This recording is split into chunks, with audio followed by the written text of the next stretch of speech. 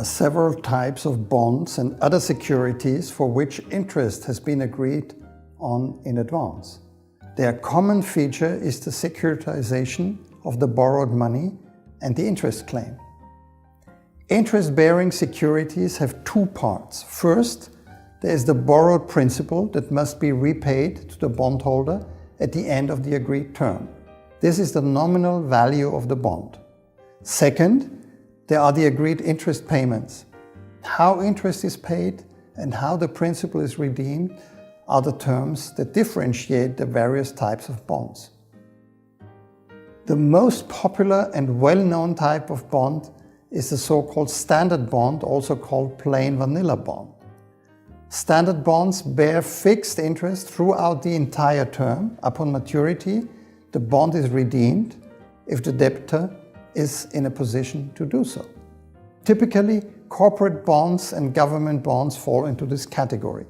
For such bonds, the creditworthiness of the debtor, this is the respective company or state, is decisive for the interest rate investors on the capital markets will demand.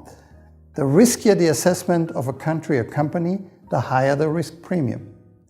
Risk in this context means what degree of certainty is there that interest will be paid and the principal will be fully redeemed at the end of the term. Riskier issuers of bonds have to pay higher interest when they want to borrow money, while safer issuers pay lower interest. The risk is assessed by major rating agencies. Apart from the creditworthiness of a country or a company, the currency in which the bond is denominated also plays an important role.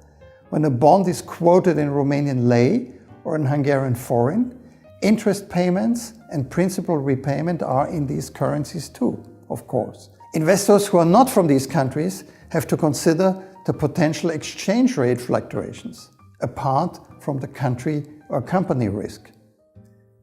Of course, for foreign investors, this is only a problem when there is a chance that the currency will depreciate against the euro or the dollar.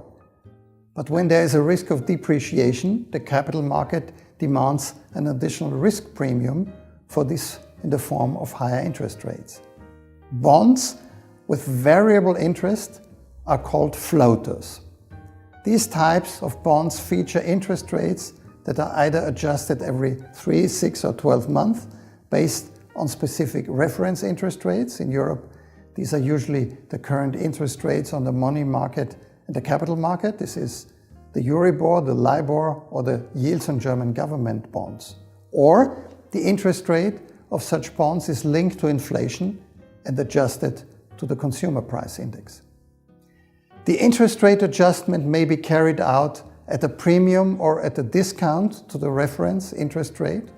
Floaters with shorter interest rate adjustment intervals enable investors to profit from rising interest rates and protect them against rising inflation.